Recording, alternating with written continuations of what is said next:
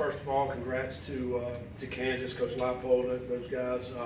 I've done a really nice job. I told him before the game, really, I said, well, listen, we've looked at what you guys have done, starting 3 years ago when they won one Big 12 game and worked to where they are right now.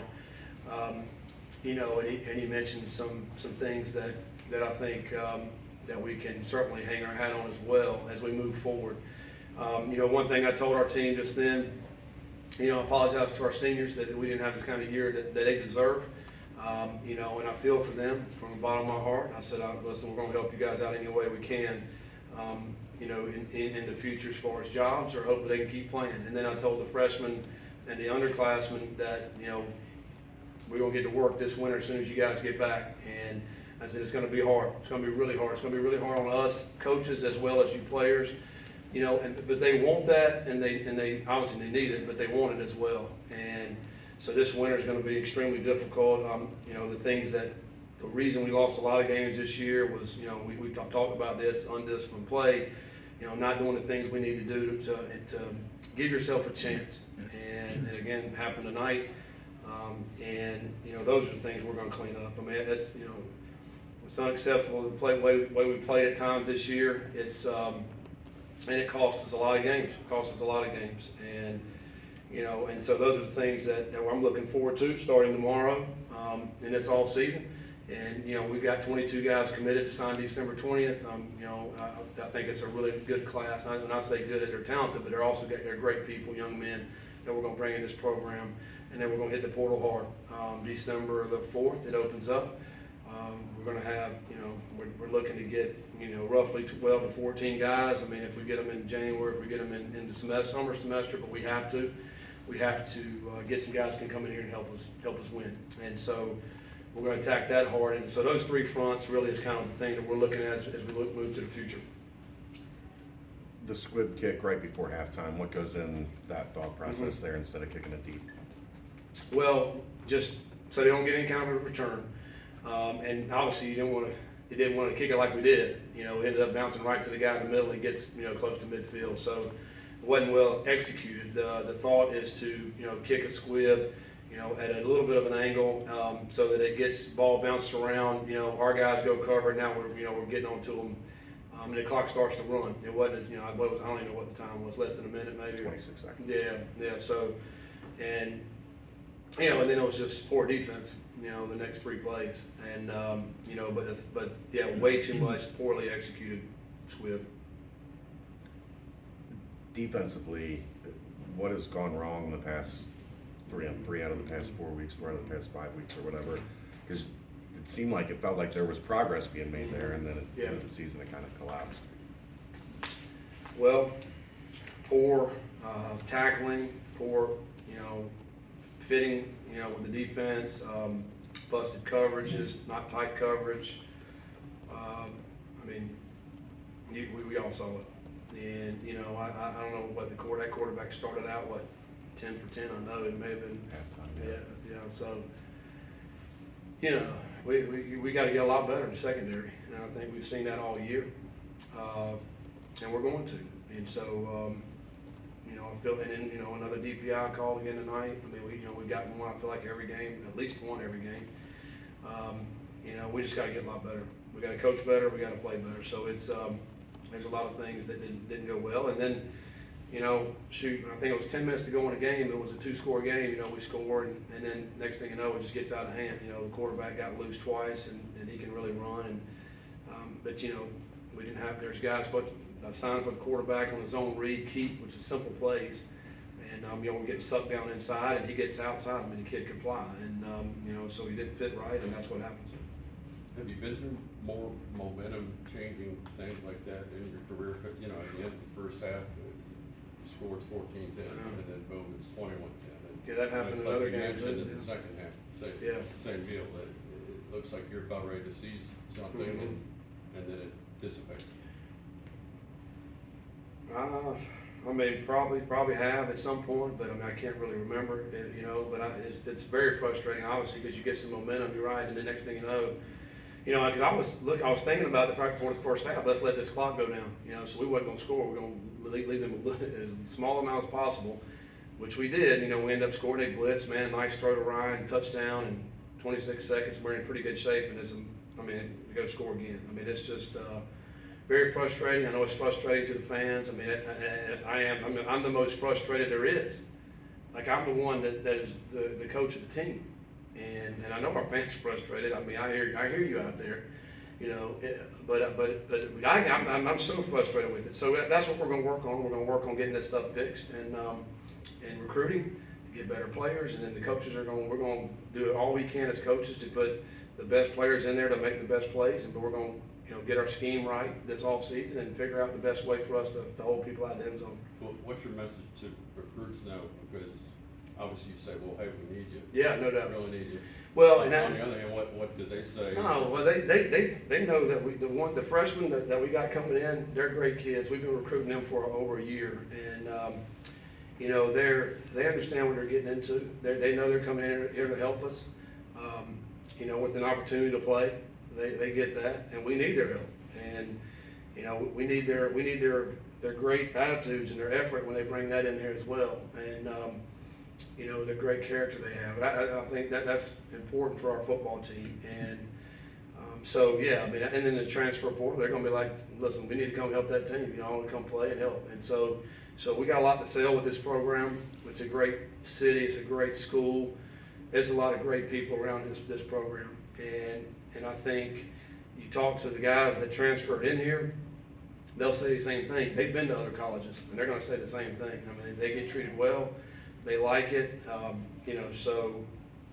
We're not that far off. I know sometimes we can look and see. We're not that far off. We're really not. And we got to shore up some things. We got to do a better job with what we're trying to do with our guys, and then get a few more players in here. And I feel like these guys are certainly going to help us. Neil and Ryan. It seemed like every time you guys found that momentum there on the offensive side, Kansas would respond with a short drive, 3-4 plays, a minute and a half, taking off the clock there in the second half. What were they doing to cause you guys to unbalance on the defensive end there in the second half? They do a great job with all the shifts and motions. They're one of the top teams in the country that do that, and they utilize their tight ends and the motions. They utilize the wildcat. And, I think tonight you guys probably 3 or 4 times where the quarterback's not the primary receiver of the ball, but then they hand it to him, then he throws it. They did it about 3 or 4 times. They do a really good job of manipulating. But what it does, it gets you out of position. And then you try to overcompensate, and then there goes the running back or the quarterback. I mean, they've done it all year. I mean, they've done it to a lot of guys. They're very good at what they do. I also think their guys play extremely hard, and they know their scheme. They know their scheme on offense, on defense. Again, he's been there 3 years. He's done a really nice job with that, and that's the result. You mentioned the transfer portal and recruiting. Can you just walk us through what this next week, maybe week and a half, will be like? Yeah. Next week we're getting our guys in. We're gonna meet with our guys positionally, one-on-one. Get a plan with those guys and see, really see where we're at. Who's going to get in the portal, who's going to stay, all those type things. We'll do that first of next week. And then at the end of the week, I think we got, there's high school championship games, probably go to Columbus or Akron or wherever they're playing that, to watch that Friday night, maybe Saturday. We're going to start recruiting this week. So basically the first half of the week we're dealing with our team, and then we're recruiting the second half of the week, and then all the way through until signing day.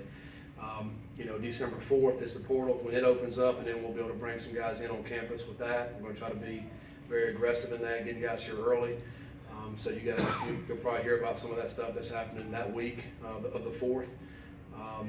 But next week will be really, quite honestly, some of these games that were over Saturday, I saw guys jumping in the portal too. So that stuff's going to happen, even though the 4th is the actual official day. People are going to put some stuff out now, if they're leaving too. So that's going to start. We're going to start that period right now.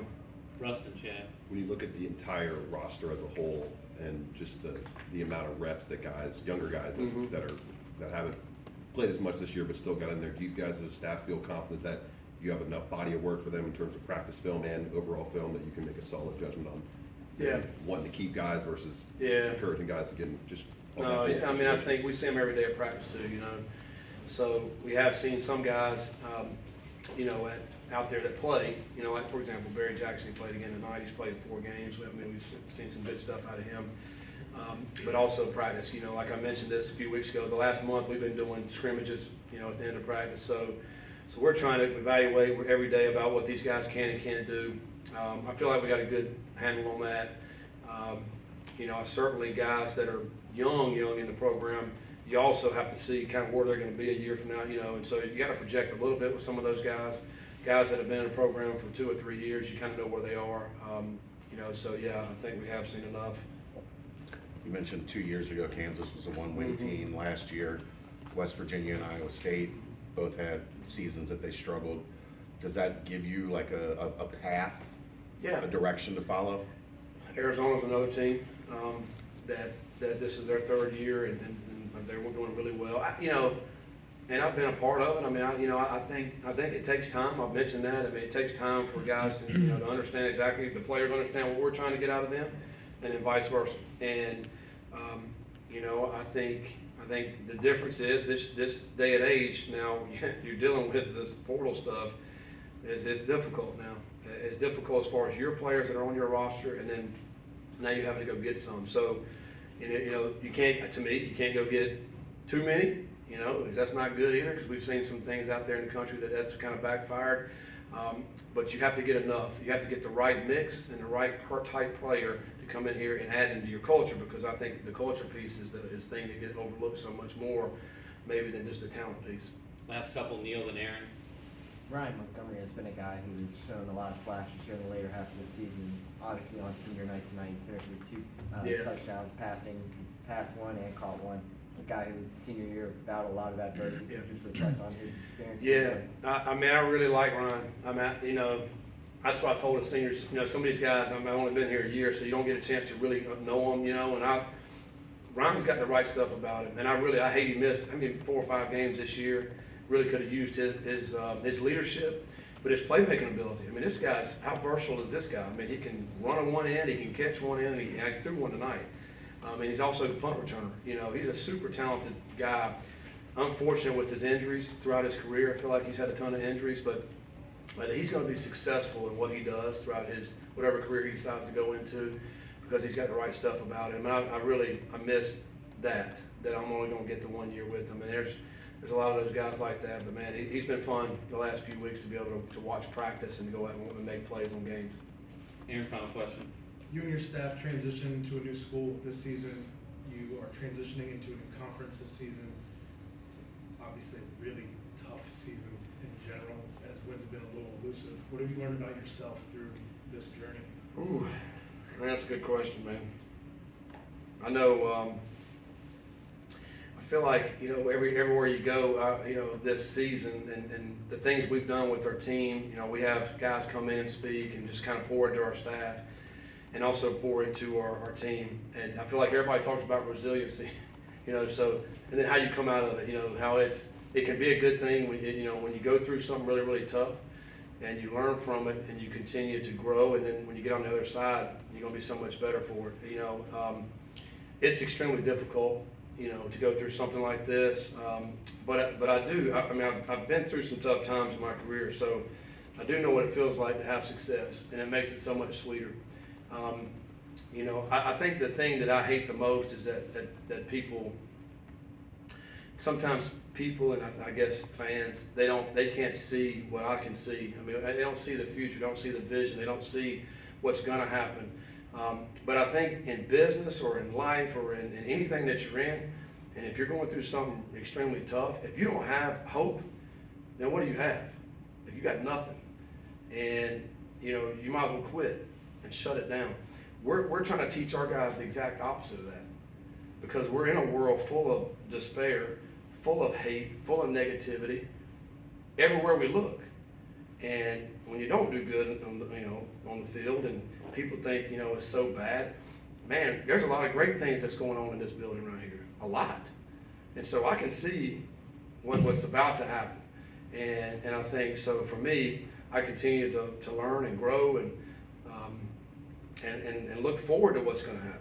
I think, you know, so I think more than anything, it's just the fact that, man, you keep getting kicked down, but we're going to keep getting up. And that's what we're trying to teach our kids. Thanks, Coach. All right, appreciate it, guys.